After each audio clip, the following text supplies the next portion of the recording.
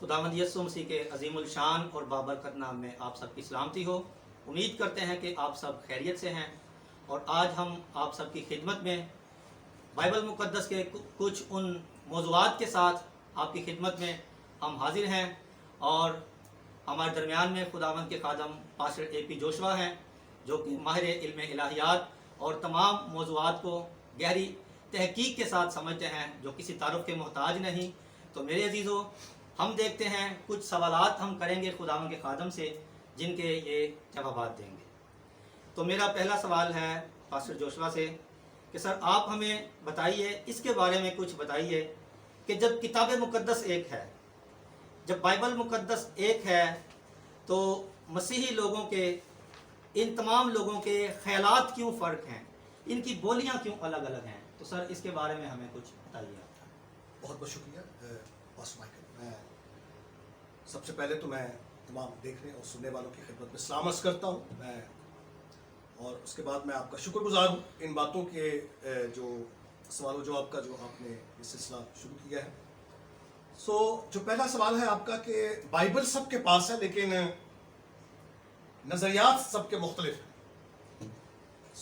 ये मामला जो है ये हमें पहली सदी से ही नज़र आता है कि बाइबल पढ़ने वाले लोग जो बाइबल पढ़ते थे, जो मसीह के शागिर्द थे, तारीख़ हमें ये बताती है कि जैसे जैसे वक्त जो है वो बढ़ा है, क्रिश्चियनिटी मसीहत जब यरूशलेम से निकलकर रोम और यूनान पहुंची, तो वहाँ पहले से ही मौजूद फ़लसफ़ों के टकराव के नतीजे में मुख्तलिफ ख्यालात ने जन्म लिया। मिसाल के तौर पर नॉस्टिकिज्म, एग्नोस्टिसिज्म। ये जो बिदात जिनका जिक्र मैंने किया, नॉस्टिकिज्म और एक एग्नोस्टिसिज्म जो है, ये दरअसल जब बाइबल इनके पास पहुंची तो इन्होंने अपने नज़रियात की रोशनी में बाइबल को समझने की कोशिश की। उसूली बात ये थी कि वो बाइबल की रोशनी में उन बातों को भी परखते और जो बातें बाइबल के मयार पर या जो तालीम बाइबल की है उस पर पूरा नहीं उतरते थे, उन ख्यालात को रद्द करते। बरअक्स इसके उन्होंने उन ख्यालात को मसीही जो मौज़ूआत थे उसमें मिक्स किया, मखलूत कर दिया, जिसकी वजह से मुख्तलिफ ख्यालात जो हैं उन्होंने जन्म लिया। मसलन मैं एक वजाहत में आपके सामने रख दूं कि नॉस्टिकिज्म जो था, नॉस्टिक के जो मानने वाले थे, इस फिरके के जो अहल थे, उनका पहले से ही ये नजरिया था कि मादा एक बुरी शय है, मादा बुरी शय है और जिस्म जो है ये मादे का ही एक जुज्व है।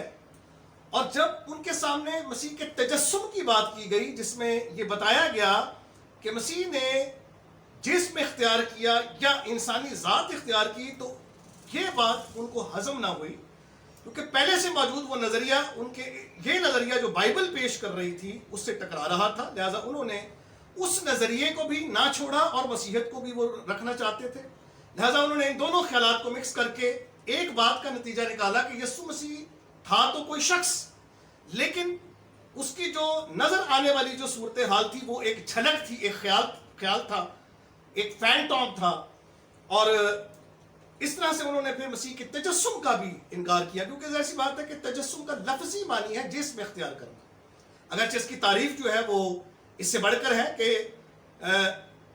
तसलीस के दूसरे अक़नूम का खुदा रहते हुए इंसानी ज़ात को इख्तियार करना, ये इसकी डेफिनेशन है, थियोलॉजिकल डेफिनेशन है। लेकिन जो आयत जो लिखी हुई है 1:14 जो है यूहन्ना की इंजील में, जो 1:14 है, हो लोगोस साक्स एगेनेटो। अगर हम साक्स को गोश्त पोस्ट तक ही महदूद रखें तो इसका यह तर्जुमा बनेगा कि हो गया कलमा गोश्त पोस्ट। तो अगर हम ये कहें कि कलमा जो इममटीरियल है, वो रूहियत का जो एक अपनी ज़ात में रूहियत है, गैर मादी है, जब हम उसके बारे में इस मतन के हवाले से जब ये ताबीर करेंगे कि वो हो गया गोश्त पोस्ट, तो इसका मतलब ये कि वो जो पहले जिसकी ज़ात रूहियत थी, फिर वो बदल कर गोश्त पोस्ट हो गया। इस तरह से एक बहुत बड़ी तब्दीली जो है वो हमें खुदा की ज़ात में नजर आएगी। और जब गोश्त पोस्ट कोई चीज़ हो जाए तो पहली हालत में वो नहीं रहेगी। इसका मतलब ये है कि अगर खुदा गोश्त पोस्ट बन गया तो फिर वो खुदा ही नहीं रहेगा, और गोश्त पोस्ट जो है वो तो कुछ भी नहीं है। लिहाजा इसका जो तर्जुमा किया गया है, बहुत सारे तकरीबन 4 خاص ٹرانسلیشنز میں جو ترجمہ کیا گیا ہے وہ یہ ہے کہ کلمہ بشر ہو گیا. ساکس کا ترجمہ جو ہے وہ بشر بھی کیا گیا ہے, ساکس کا ترجمہ جسم بھی کیا گیا ہے, لیکن ہر جگہ اس لفظ ساکس کا ایک جیسا ترجمہ نہیں ہو سکتا.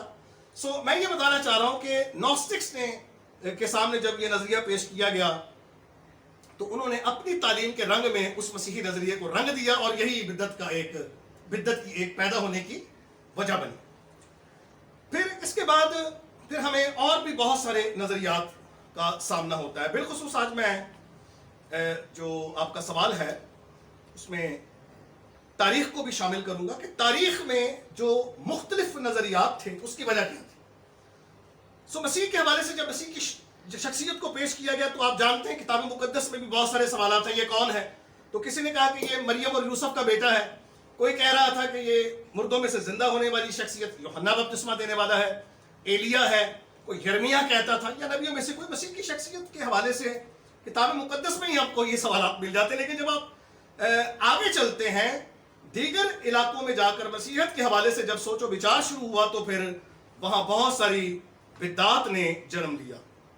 مثلا اپولونیرینز جو تھے انہوں نے مسیح کی بشریت کی کلیت کا انکار کیا.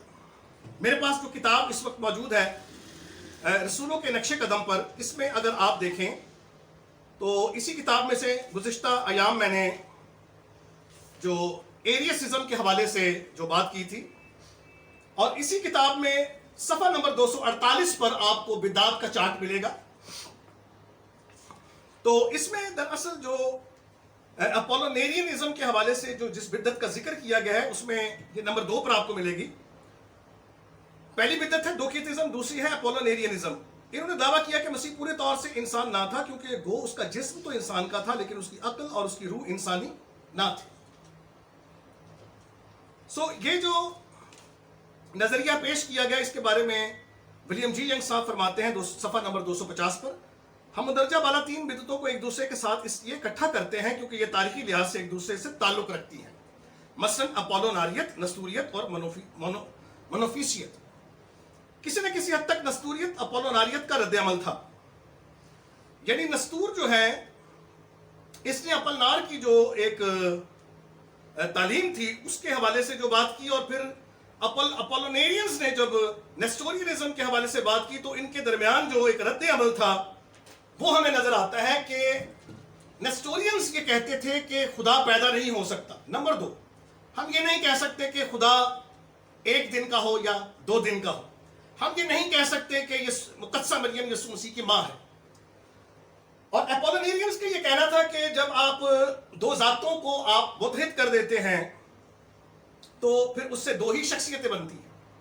سو میرے عزیزوں, نیسٹورینز کا پرابلم ایک یہ تھا کہ وہ یہ کہہ رہے تھے کہ یسوع نام شخصیت پر مسیح نازل ہوا تھا جس کے نتیجے میں وہ خدا اور انسان ہونے کی بات کرتے ہیں, خدا اور انسان ہونے کی بات کرتے ہیں.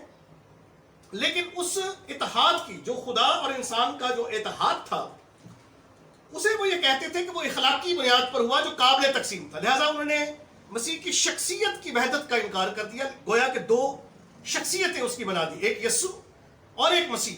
اس طرح سے انہوں نے کہا کہ یہ 2 مسیح بنتے ہیں, 2 بیٹے بنتے ہیں. اپولونیرینزم اور دیگر فرقوں کا الزام جو نستور پر تھا وہ یہ تھا. پھر اس کے مقابلے میں اپولنار نے یہ کہا کہ مسیح یسوع کی اگر 2 ذاتوں کی بات کریں جو الگ ہیں تو پھر اس طرح سے 2 شخصیتیں بنتی ہیں. لہذا یہ جو ایک کشمکش تھی سکندریہ کے اور انطاکیہ کے معلمین کے درمیان, اس کشمکش کو ختم کرنے کے لیے جو پوپ لیو اول کی طرف سے جو ایک کونسل منعقد کی گئی, خلقی کونسل, جو کہ 451 عیسوی میں منعقد ہوئی. سو اب اس کونسل میں جو بات کی گئی ہے وہ بڑی زبردست باتیں ہیں ساری, اگرچہ کچھ لوگ جو ہیں وہ کونسلز کی اہمیت کو نہیں سمجھتے اور اس وجہ سے وہ کہتے ہیں کہ جی ہم بائبل مقدس ہی کی بات کو مانیں گے اور ہمیں ان کونسل سے کوئی واسطہ نہیں. لیکن یاد رکھیں کہ یہ کونسلز جو ہے بائبل مقدس ہی کے موضوعات کی تفسیر و تشریح کے لیے منعقد ہوئی تاکہ وہ صحیح خیال جو ہے جو بائبل کے نزدیک معتبر ترین ہے یا بائبل جس کی تصدیق کرتی ہے یا جو عقل جس کو تسلیم کرتی ہے اس نظریے کو تسلیم کیا جائے متفقہ طور پر. اس کا مطلب یہ بھی ہرگز نہیں ہے کہ ان کونسلز نے ان نظریات کو ایجاد کیا. نہیں، پہلے سے موجود نظریات کی چھان پھٹک کی اور ان پہلے سے موجود نظریات کے حوالے سے انہوں نے جو متفقہ رائے پیش کی وہ بڑی زبردست ہے. خلقی دونی کونسل میں جو ہمیں ایک مسیح یسوع کے حوالے سے جو تعلیم ملتی ہے وہ بڑی زبردست تعلیم ہے. اچھا جی، اب یہاں پر میں آپ کے سامنے پڑھنا چاہوں گا خلقی دونی عقیدے کو ہی میں آپ کے سامنے رکھنا چاہوں گا. مقدس آبائے کلیسیا کے نمونے کے مطابق ہم سب ایک ہی رائے سے اقرار کرتے ہیں کہ خداوند یسوع مسیح واحد بیٹا ہے. یہ نیسٹورینزم کا جو دو بیٹوں کا تصور تھا، اس تصور کو پہلی ہی لائن میں کاٹ دیا گیا جو الوہیت میں اور انسانیت میں مکمل ہے. یہ جملہ جو ہے یہ ایرینزم کے تناظر میں ہے، کیونکہ ایریس یہ کہتا تھا کہ اپنی وہ الوہیت میں بھی آدھا ہے اور اپنی انسانیت میں بھی آدھا ہے. یعنی ایریس نے مسیح کی دونوں ذاتوں کی کلیت کا انکار کیا، خدائی کو بھی گھٹا دیا اور انسانیت کو بھی گھٹا دیا. خدائی کو اس طرح سے گھٹایا کہ اس نے کہا کہ خود یسوع مسیح یعنی کلمے کی الہی ذات جو تھی، جسے در حقیقت وہ الہی ذات نہیں بلکہ الہی ذات جیسی مانتا تھا، گویا کہ وہ باپ اور بیٹے کو ہم جوہر نہیں مانتا تھا.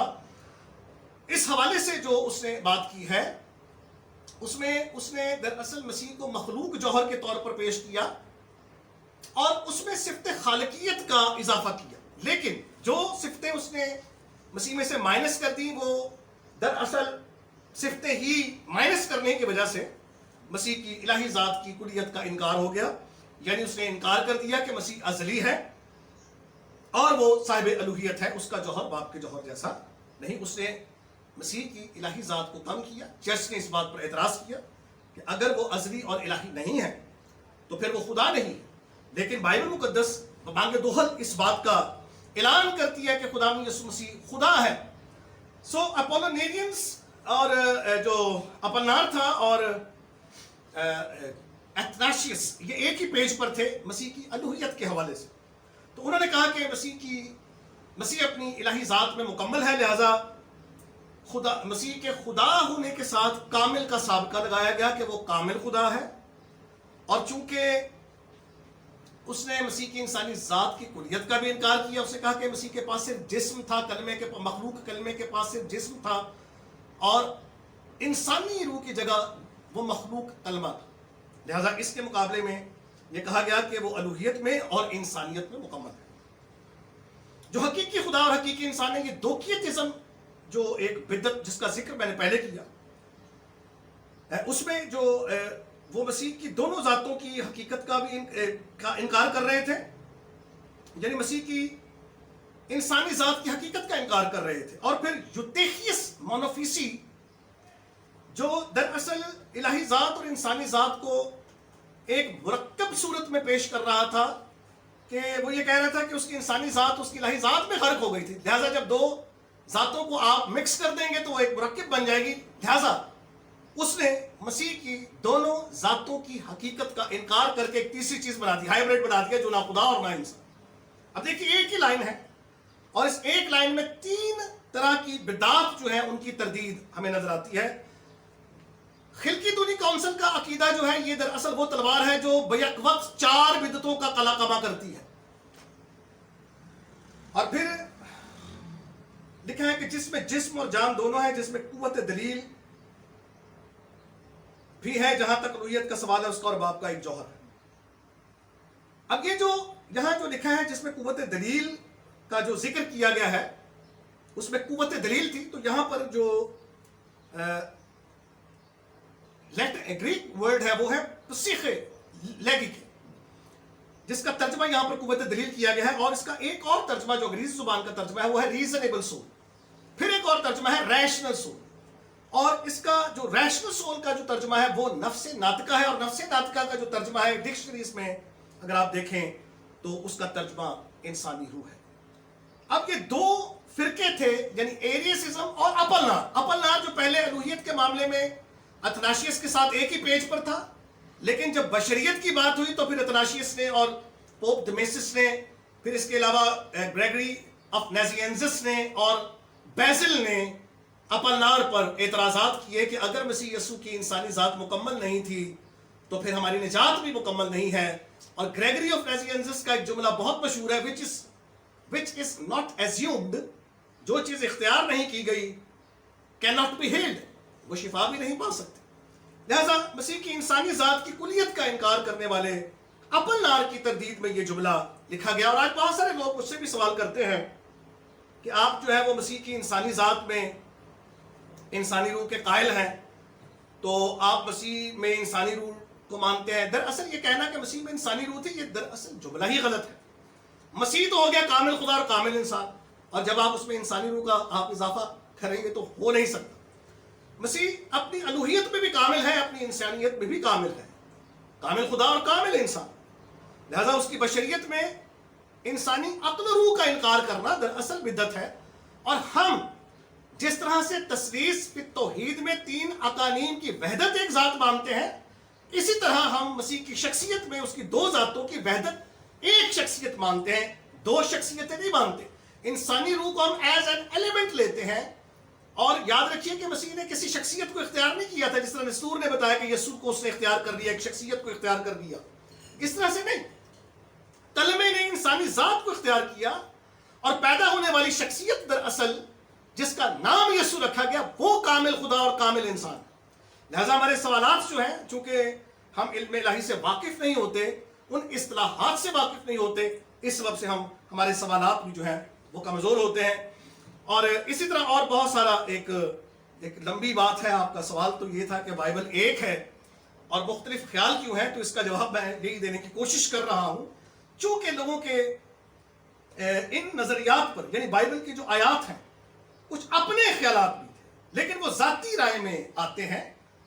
उन ख्यालात के बारे में जो एक मुत्तफ़िक़ा राय जो पेश की गई, वो हिल्की दुनी का इल्मुल मसीह के हवाले से जो मुत्तफ़िक़ा राय जो पेश की गई, 613 बिशप्स जो थे, और महीनों पर मुश्तमिल ये एक काउंसिल थी जिसमें मसीह के बारे में ये कहा गया कि वो यसु मसीह एक वाहिद बेटा है, अलूहियत में और इंसानियत में मुकम्मल है, यानी कामिल खुदा और कामिल इंसान, जो हकीकी खुदा और हकीकी इंसान है, जिसमें जिस्म, ये रसूलों के नक्शे कदम में बारे ये तर्जुमा किया गया है, जो कि सह उनसरी नज़रिया मानते हैं, वो जिस्म, जान और रूह की बात करते हैं, लेकिन जो दो उनसरी नज़रिया मानते हैं वो सिर्फ जिस्म की और रूह की बात करते हैं। दोनों ही बातें अगर दी जाए तो हमें हमारा जो इस वक्त इस बिद्दत के हवाले से, जो मसीह की बशरियत के हवाले से जो एक नुक्ता है, वो दोनों तरफ से ही इंसानी रूह पर मौकूफ है। यानी दो उनसरी नज़रिए में भी रूह मौजूद है, रूह को भी मानते हैं, जिस्म और रूह। हम ये मानते हैं कि रूह, बदन और जिस्म, जान।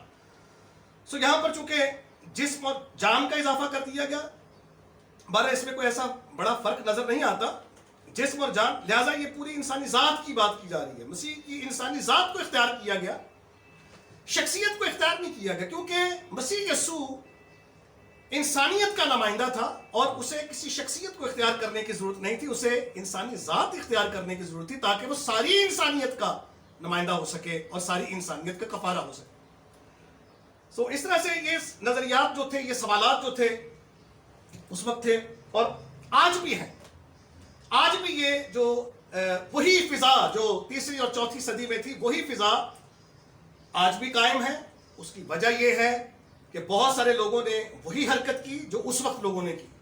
उन्होंने अपनी सोच और अपने ख्याल की बात की, और ये काउंसिल्स इसलिए की गई थी ताकि वो जो जाती ख्यालात थे उनके मुकाबले में एक मुत्तफ़िक़ा ख्याल पेश करके कलीसिया को उस ख्याल पर कायम किया जाए, एक लाइन दे दी जाए, ताकि कलीसिया उस तरह से मसीह को समझे और आपस के नज़रियात और इख्तलाफात, नज़रियाती इख्तलाफात को ख़त्म करके, मिटाकर, जिसके नताइज बड़े भयानक थे, कत्ल व गारत थी, जलावतनियाँ थी, नफरत थी, डिवीजन थी, इन तमाम चीज़ों को ख़त्म करने के लिए एक मुत्तफ़िक़ा फैसले के लिए काउंसिल्स का इनेकाद किया गया, जिसमें इन नज़रियात को, जो मुख्तलिफ नज़रियात थे, उनको ख़त्म करके एक लाइन दी गई, एक नज़रिए की बात की गई कि यसू मसीह कामिल खुदा, कामिल इंसान है, हकीकी खुदा, हकीकी इंसान है। फिर अपलनार ये कह रहा था कि उसके पास बशरियत में सिर्फ जिस्म था, तो उससे बताया गया कि उसमें जिस्म भी था, लेकिन उसमें नेचुरल सोल भी थी। उसमें, या अगर कोई शख्स इस तरह से समझना चाहता है तो उसमें ये बताया गया कि इसमें इंसानी अकल भी थी, और इंसानी अकल का मकाम जो है, मकाम अकल रूह है। अगर आप रूह का इनकार कर दें तो آپ انسانی عقل کو کہاں رکھیں گے؟ لہذا انسانی عقل کا انکار اگر کیا اس نے تو اس کے لیے روح بھی چاہیے. اور پھر اپن نارتھ نے تو یہ بھی کہا کہ اس نے لوور اسپرٹ یعنی حیوانی روح جو ہے وہ حیوانی ذات اختیار کی. حیوان میں چونکہ روح نہیں ہوتی ہے, لوور سول لفظ استعمال کیا, لیکن ہم ہائیسٹ سول کی بات کرتے ہیں جو انسانی ذات میں وہ ایک انسانی ذات کا ایلیمنٹ ہے جس میں خدا اور انسان کا تعلق قائم ہوتا ہے. یعنی وہ انسان مہذب اس لیے ہے کیونکہ اس میں روح ہے, جانور اس لیے غیر مہذب ہے کہ اس کے اندر روح نہیں ہے. لہذا یہ جو آپس کی جو اختلافات ہیں, مختلف بولیاں ہیں, اس کی وجہ نظریاتی اختلافات ہیں, اور نظریاتی اختلافات کو ختم کرنے کے لیے یہ ساری کوششیں جو ہے وہ تاریخ میں ہمیں نظر آتی ہیں.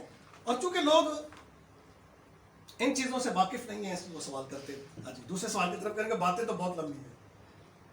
تو ہم شکر گزاری کرتے ہیں کہ بہت تھوڑے وقت میں خداوند کے خادم نے ان ساری چیزوں کو بیان کیا. سر میرا آپ سے دوسرا سوال یہ ہے کہ اس موجودہ دور میں جو فرقے ہیں ان کی تقسیم کے بارے میں کچھ بتائیے کہ ان فرقوں کی تقسیم کیا ہے. اب بے شک یہ جو ایک بہت بڑا مسئلہ ہے. اب ہر ایک بندے کی جو جتنے مختلف باتیں ہیں, ہر بندے کی اپنی تعلیم ہے.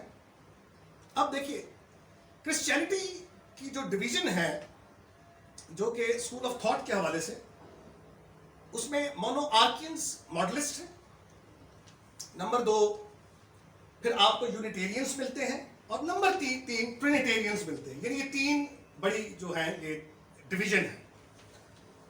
مونو آرکین ماڈلسٹ جو ہیں وہ دراصل ٹرینٹی میں, تثلیث فی توحید میں, وہ یہ کہتے ہیں کہ خدا کے 3 اقنوم نہیں, ایک ہی اقنوم ہے جس کے 3 روپ ہیں, as father, as son and holy spirit. اس نے اپنے آپ کو ظاہر کیا, لہذا وہ ایک ہی شخصیت ہے لیکن اس کے آگے 3 ظہور ہیں. اور اس نظریے سے جو لوگ وابستہ ہیں وہ اونلی جیزس کہلاتے ہیں. وہ یہ کہتے ہیں کہ خدا ایک ہی اقنوم ہے, اس کے 3 اقنوم نہیں. لہذا اتھناسیس کے عقیدے میں ہمیں یہ بات ملتی ہے کہ جو کہ نجات چاہے اسے سب باتوں سے زیادہ ضرور ہے کہ عالمگیر ایمان پر قائم رہے. بعض لوگ یہ سمجھتے ہیں کہ یہ کسی ایک فرقے کی یہ ایک تعلیم ہے, لیکن کیتھولک چرچ کی تعلیم ہے. یاد رکھیے کہ رومن کیتھولک اور کیتھولک میں فرق ہے. یہ ایکومینیکل کاؤنسل تھی, یہ کسی ایک خاص فرقے کی منعقد کردہ کاؤنسل نہیں تھی. یہ دراصل کاؤنسلز جو تھیں یہ غیر فرقہ وارانہ تھی, اس میں تمام فریق شامل تھی. یعنی خلقی دوری کاؤنسل جو ہے, جو نکایا کی جو کاؤنسل ہے 325 عیسوی والی کی, اور 431 میں جو افسسی کاؤنسل ہوئی. سو یہ ساری جو کاؤنسلز ہیں یہ انہی بدعات کو ختم کرنے کے لیے. اور پھر عقیدوں کی جب ہم بات کرتے ہیں تو رسولوں کا عقیدہ اور اسناسیس کا عقیدہ, اس حوالے سے جو تعلیم ہمیں ملتی ہے وہ یہ ہے. لکھا ہے کہ جو کہ نجات چاہے اسے سب باتوں سے زیادہ ضرور ہے کہ عالمگیر ایمان پر قائم رہے. پھر لکھا ہے کہ اس ایمان کو اگر کوئی بے کم و کاست اور خالص نہ رکھے تو وہ بے شک ابدی ہلاکت میں پڑے گا. نمبر 3 اور عالمگیر ایمان یہ ہے کہ کیتھولک ایمان یہ ہے کہ ہم واحد خدا کی پرستش تثلیث میں اور ثالوث کی پرستش توحید میں کریں. تو اب یہاں پر ایک پرابلم ہمیں یہ نظر آ رہی ہے کہ جو موجودہ فرقے ہیں ان میں جو اس ایمان کی بنیاد اونلی جیزس والے توحید کی بات کرتے ہیں اور تثلیث کو کاٹ دیتے ہیں. بعض ایسے پینٹیکوسٹل ٹرینیٹیرین پینٹیکوسٹل جو فرقے ہیں ان میں سے کئی ایک فریق جو ہے وہ یہ کہتے ہیں کہ آپ لفظ تثلیث استعمال کریں, توحید استعمال نہ کریں. یعنی دونوں فرقوں میں غلطی کیا ہے, ایک نے تثلیث کا لفظ کاٹ دیا, توحید کو لے لیا, ایک تثلیث کو لے رہے ہیں اور توحید کو کاٹ رہے ہیں. اب یہ دونوں ہی باتیں غلط ہیں. ہونا کیا چاہیے, تثلیث فی توحید, توحید فی تثلیث. اور پھر اس میں لکھا ہے کہ اقانیم کو مخلوط نہ کریں اور جوہر کو تقسیم نہ کریں. اب اقانیم کو مخلوط کر دیا. سبیلیسزم جو مونو آرکین ماڈلسٹ ہیں, جیزس اونلی فرقہ جو ہے, یہ دراصل اقانیم کو مخلوط کرتا ہے اور 3 اقانیم کے وجود کو نہیں بلکہ ایک ہی اقنوم کے 3 روپ کو مانتا ہے. ہم یہ کہہ رہے ہیں 3 اقانوم ایک ذات میں ہے, وہ یہ کہہ رہے ہیں ایک اقنوم 3 روپوں میں ہے. ایک بہت بڑا فرق ہے. اور یہ چوتھی جو لائن ہے یہ بتا رہی ہے کہ یہ بات غلط ہے, یہ بدعت ہے. بدعت کا مطلب یہ نہیں کہ آپ بدعتی ہیں میں بدعتی ہوں. بدعت کا مطلب ہے ایک تو بدعت کا چارٹ ہے, دوکیتزم, اپولونیرینزم اور نسٹورینزم مونوفیسیت یوتیخیس اور اس کے علاوہ جو بدعت کا جو چارٹ ہے وہ ہمیں نظر آتا ہے. یونیٹیرینس جو اچھا یہ جو مونارکی ماڈلسٹ ہیں یہ دراصل یہ اقالیم کو مخلوط کر دیتے ہیں. یونیٹیرینس کا مطلب یہ ہے, مسئلہ یہ ہے کہ وہ خدا کی توحید کو تو مانتے ہیں, یعنی ایریس خدا کی توحید کا منکر نہیں تھا لیکن مسیح کی الوہیت کا منکر تھا. لہذا اس نے وحدانیت پر, خدا کی وحدانیت پر زور دیتے دیتے کیا کیا, مسیح کی الوہیت کا اور روح کی شخصیت کا انکار کر دیا. تو یہ جو باریک نقطے ہیں ان نقطوں پر ہمیں غور کرنا پڑتا ہے. اچھا اب اونلی جیزس میں بھی جو ایک باریک تفریق ہے وہ یہ ہے کہ وہ سبیلیسزم کو بھی مانتے ہیں, ماڈلسٹ بھی ہے, لیکن ساتھ جب مسیح کی بات کرتے ہیں تو وہ وہی نظریہ بیان کرتے ہیں جو دستور کا نظریہ, گاڈ ان, ایک نظریہ ہے گاڈ ان فلیش اور ایک نظریہ ہے کہ وہی بات کے الہی ذات نے, خدا نے ایک بدن لے لیا تھا جس میں وہ رہ رہا تھا. ایک یہ نظریہ, اور دوسرا نظریہ یہ ہے کہ مسیح یسوع صرف بدن نہیں تھا بلکہ وہ پوری ایک انسانی شخصیت, وہی نیسٹورینزم, اس کو کہیں گے آپ سبیلیسزم پلس نیسٹورینزم. تثلیث کے حوالے سے وہ سبیلیسزم کا نظریہ پیش کر رہے ہیں, علم مسیح میں وہ نیسٹورینزم کا نظریہ پیش کر کے کھچڑی بنا اپنی تعلیم کے خلاف بات کر رہا.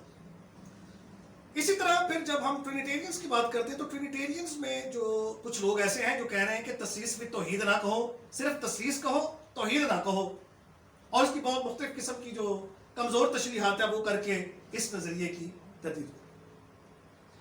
پھر ٹرینیٹیرین اپولونیرینز بھی ہیں, یعنی علم التثلیث میں تو وہ تثلیث کا ہی نظریہ مان رہے ہیں, ٹھیک ہے نا, لیکن آگے اپولونیرینزم کا مان رہے ہیں, یعنی مسیح کی بشریت کی کلیت کا انکار کر رہے ہیں, کہہ رہے ہیں کہ اس میں انسانی روح, مسیح بحث کرتے ہیں کہ انسانی روح نہیں تھی.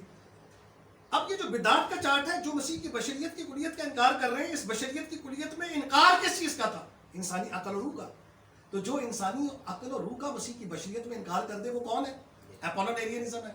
تو یہ جو ہمارے پاس ایک تعلیمی ایک مواد ہے, یہ بائبل ہی کی روشنی میں, بائبل ہی کے اقوال میں تیار کیا گیا تاکہ کلیسیا کے پاس ایک حقیقی تعلیم ہو جس کے تحت وہ ان باتوں کو پرکھ سکیں اور جو بات اس معیار پہ پوری نہ اترے اس کو وہ رد کر سکیں. اب جیسے مثال کے طور پر اب یہ جو یونیٹیرینس ہے, توحیدی جو اپنے آپ کو کہہ رہے ہیں, اب یہ کہہ رہے ہیں جی کہ روح القدس, اب یہ میں سن رہا تھا ایک ویڈیو میں ایک پادری ایک دوسرے پادری سے بحث کر رہا تھا, تسلیسی پادری سے, ایک توحیدی, وہ کہہ رہا تھا کہ روح القدس اگر خدا ہے تو پھر آپ ہمیں پوری بائبل میں دکھائیں کہ روح القدس سے دعا کہاں کی گئی ہے.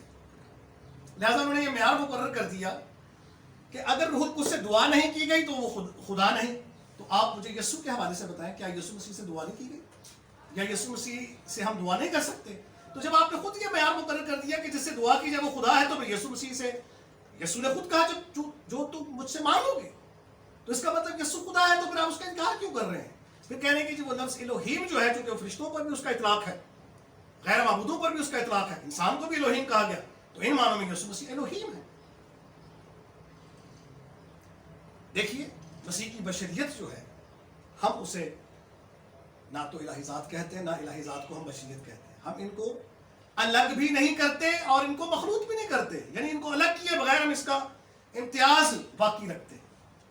ٹھیک ہے, امتیاز جب باقی ہے تو پھر اس کا مطلب یہ کہ ہم یسوع مسیح کی بشریت کو الوہیم نہیں کہہ رہے ہیں, ہم مسیح کو کی جو الہی ذات ہے, الہی ذات جس میں وہ خدا ہے, اسے الوہیم کہہ رہے ہیں. اور یہ الوہیم کہنا جو ہے یہ ان معنی میں نہیں ہے جو دیگر معبودوں کو اور یا فرشتوں کو اور انسانوں کو کہا گیا. یسوع مسیح اپنے تجسم میں کامل خدا اور کامل انسان ہوتے ہوئے اپنی شخصیت میں الہی شخصیت ہے. اقنوم جو ہے وہ دوسرا ہے, دوسرا اقنوم جو خدا ہے. اب یہ جو الوہیم کہا گیا, چلے بالفرض اگر یہ بات کی بھی جائے تو اس لفظ الوہیم کے یسوع کے حوالے سے جو استعمال ہے اس میں پھر یسوع مسیح کو الوہیم کہا گیا, ٹھیک ہے, کوئی اعتراض نہیں. یہ کہتے ہیں یونیٹیرینز, یہ کہہ رہے ہیں, توحیدی یہ کہہ رہے ہیں, کوئی اعتراض نہیں, یسوع مسیح بھی الوہیم ہے. کیا وہ فرشتوں کو بھی کہا گیا, انسانوں کو بھی کہا گیا, لیکن وہ ایک ایسا الوہیم بھی تو لا کر دکھائیں جو پانیوں پر چلے, جو کہے کہ جہاں 2 یا 3 میرے نام سے جمع ہوں گے میں ان کے درمیان میں موجود ہوں. پھر وہ یہ کہے کہ اس سے پیشتر کہ ابراہم تھا میں ہوں. ایسا بھی الوہیم لا کر دے کہ جو کہے کہ میں ہر جگہ موجود ہوں جہاں 2 یا 3 میرے نام سے جمع ہوں گے. جو یہ کہے کہ میں اول اور آخر ہوں, ایسا الوہیم بھی تو لا کر دے. لہٰذا ان کی یہ بات بالکل غلط ہے اور ان کے معیارات جو جتنے بھی یہ مقرر کر رہے ہیں یہ غلط ہے. اب دیکھیے یہ جو تقسیم کا آپ کا سوال ہے, جو موجودہ تقسیم, تو اس میں یہ بھی ہوتا ہے کہ اگر آپ کسی بھی ایک بات پر زیادہ زور دیں, یعنی مسیح کی الوہیت پر زور دیتے ہوئے کہیں انہیں انسانیت کا انکار کر دیا, کہیں انہیں انسانیت کا انکار کرتے کرتے اس میں الوہیت کا انکار کر دیا, کہیں انہوں دونوں چیزوں کو ملا کے ایک نئی چیز بنا دی, تو ان تمام نظریات کے خلاف کلیسیا کی جو تعلیم ہے وہ ایک معیار ہے, اس کو سمجھنے کی ضرورت ہے.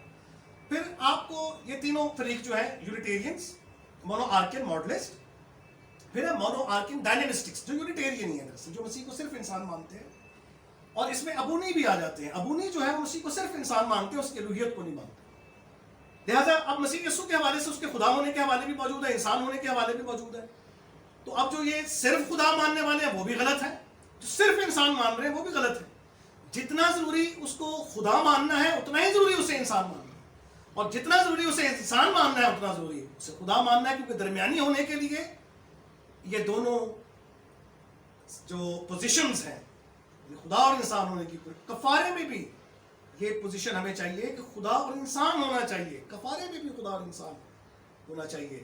اگر آپ دونوں کو الگ کر دیں گے تو پھر ہم بائبل مقدس کی تعلیم کا کبھی بھی ایک بیلنس, ایک نظریہ بیان نہیں کر سکتے.